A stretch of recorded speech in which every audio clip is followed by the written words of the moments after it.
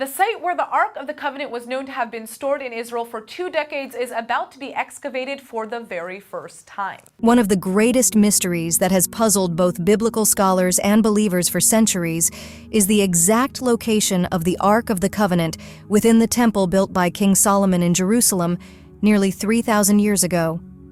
The Ark of the Covenant, the sacred wooden chest believed to have held the stone tablets inscribed with the 10 Commandments, has long since disappeared, its whereabouts lost to history. However, a prominent archaeological architect now claims that the place where the Ark once stood is still visible today, right at the heart of Jerusalem's Temple Mount. According to him, the original resting place of the Ark can be found beneath the Muslim shrine known as the Dome of the Rock.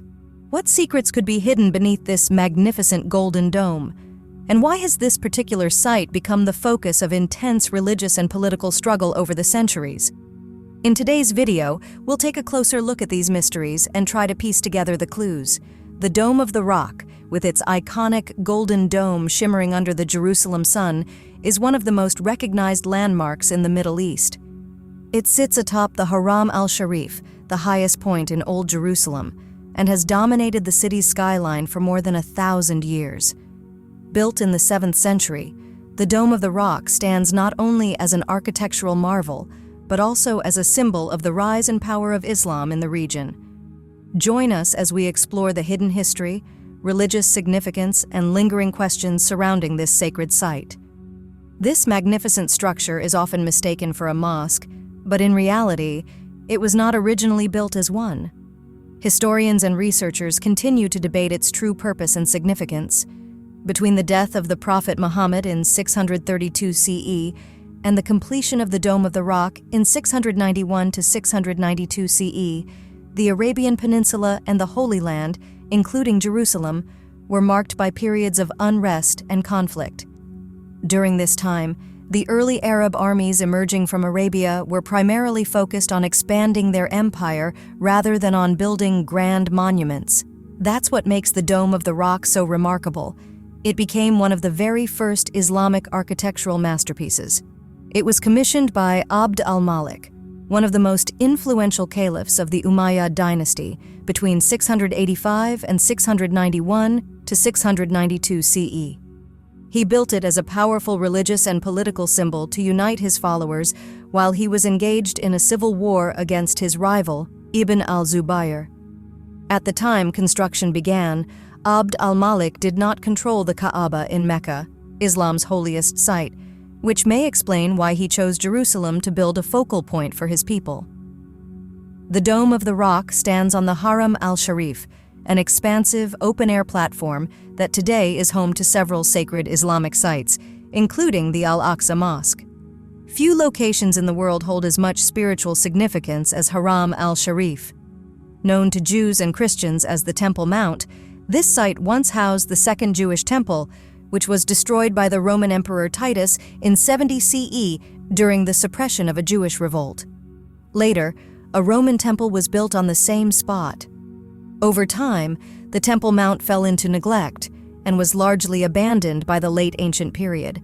At the heart of the Dome of the Rock lies a large, exposed rock, a stone believed by Jews and Christians to be the place where Abraham prepared to sacrifice his son Isaac, while in Islamic tradition, it is believed to be where Abraham prepared to sacrifice his son Ismail.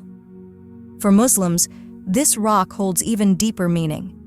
It is said to be the starting point of the Prophet Muhammad's miraculous night journey.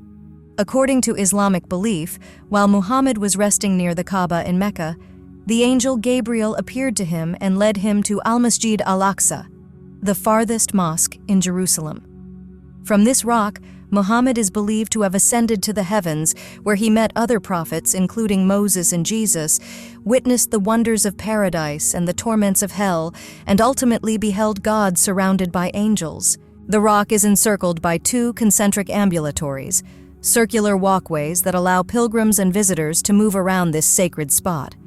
Surrounding the central rock of the Dome of the Rock is an octagonal outer wall, and within it, a circular colonnade structure. This inner colonnade is made up of 4 large piers and 12 columns that support a circular drum, which in turn leads up to a stunning 2-layered dome measuring over 20 meters in diameter.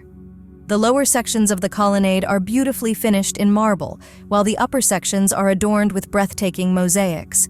Soft, natural light filters in through latticed windows set in both the drum and the outer walls, creating a bright, airy atmosphere inside. In this glowing light, the golden mosaics shimmer like precious jewels. Among the intricate patterns, you can spot Byzantine and Sasanian-style crowns intertwined with floral designs. Before the fall of Constantinople to the Ottoman Turks in 1453, the Byzantine Empire stretched to the north and west of the early Islamic Empire. To the east lay the once powerful Sasanian Empire of Persia, which collapsed under the expansion of the Arab armies. Yet their artistic influence survived. Sasanian crown motifs can still be seen in the decoration of the Dome of the Rock. But the question remains, is the Ark of the Covenant housed within the Dome of the Rock? Some claim that the Ark, the sacred chest said to contain the stone tablets of the Ten Commandments, has been lost forever. Over the last 2 millennia, countless people have searched for it without success. Many believe it is gone for good.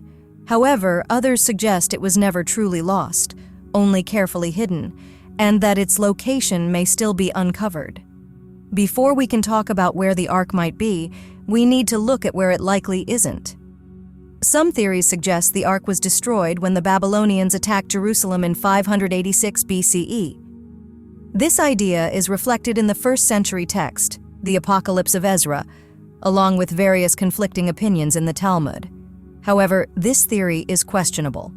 The prophet Jeremiah mentions that the Ark was removed during the reign of King Josiah, which ended in 609 BCE, more than 20 years before the Babylonian conquest, Jeremiah 3:16.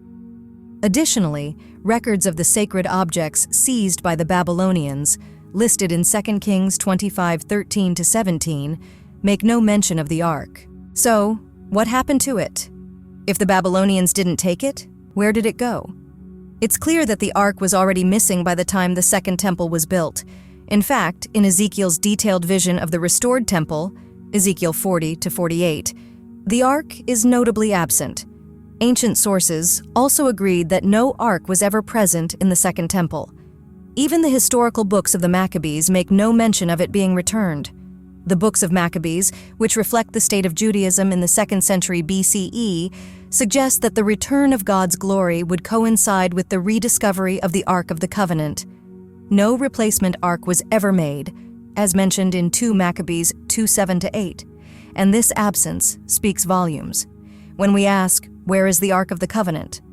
Perhaps the most striking answer is the Bible's silence on the matter. How could such a central symbol of Israel's faith disappear without mention?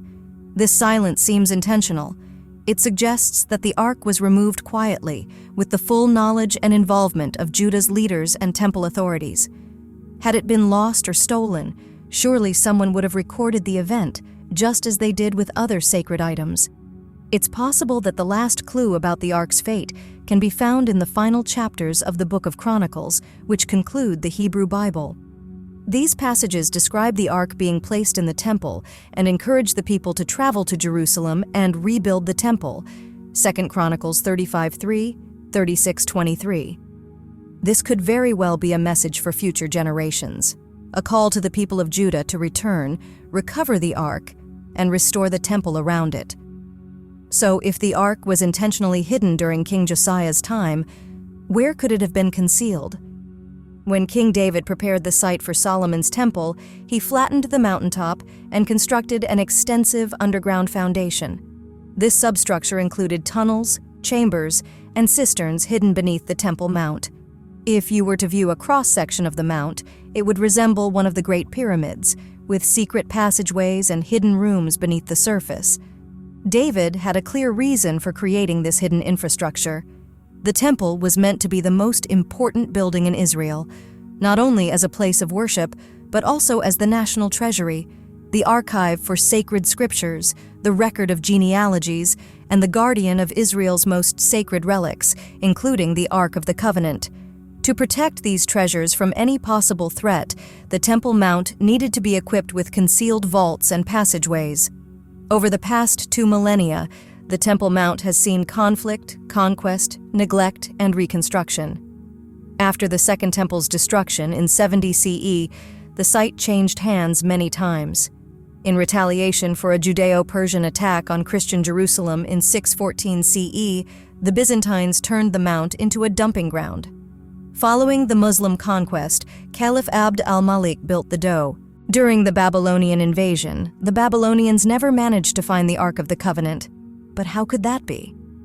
According to ancient Hebrew beliefs about sacred space, the holiness of the temple didn't just exist within its walls.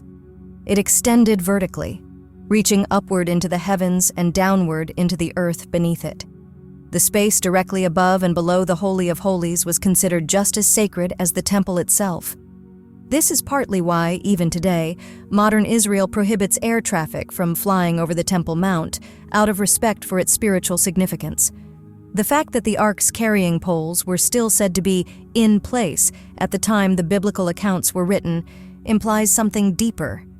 It suggests that the Ark is still hidden, most likely deep beneath the Holy of Holies on the Temple Mount. Rabbinic writings support this idea. They mention that the Ark once rested upon a massive flat rock at the summit of Mount Moriah, known as the Even HaShatia or Foundation Stone. This stone formed the very floor of the holy place. Today, the Dome of the Rock, Kubat Asakra, is named after that same sacred stone and was built directly over what was once the heart of Solomon's temple, the Holy of Holies. According to tradition, when the Ark was placed on this rock, the tips of its poles pressed against the sanctuary curtain, allowing the priests on the other side to sense its presence, even though they couldn't see it. Whether the Ark will ever be revealed again remains uncertain and is tied closely to the political and religious tensions of our time. In 1967, during the Six-Day War, Israeli forces gained control of the entire city of Jerusalem, including the Temple Mount and its surrounding walls. However, just 10 days later, Israeli Defense Minister Moshe Dayan, who was a secular Jew, made a surprising decision. He handed control of the Temple Mount back to Jordanian authorities, keeping only the Western Wall under Israeli jurisdiction. This move was intended to ease tensions and ensure stability, but deeply disappointed religious Jews, who viewed the Temple Mount as their holiest site. Since then, the administration of the Temple Mount has remained under the control of the Islamic Waqf, a Jordanian-led Islamic trust. The Waqf strictly prohibits any archaeological excavation on the Mount and enforces its authority firmly. Any attempt to challenge their control quickly sparks backlash not only in Jerusalem, but across the region. So the question of whether the Ark of the Covenant will ever be unearthed remains unanswered, and largely depends on political circumstances beyond archaeology. What do you think about the fate of the Ark? Could it still be hidden beneath the Temple Mount? Share your thoughts in the comments below.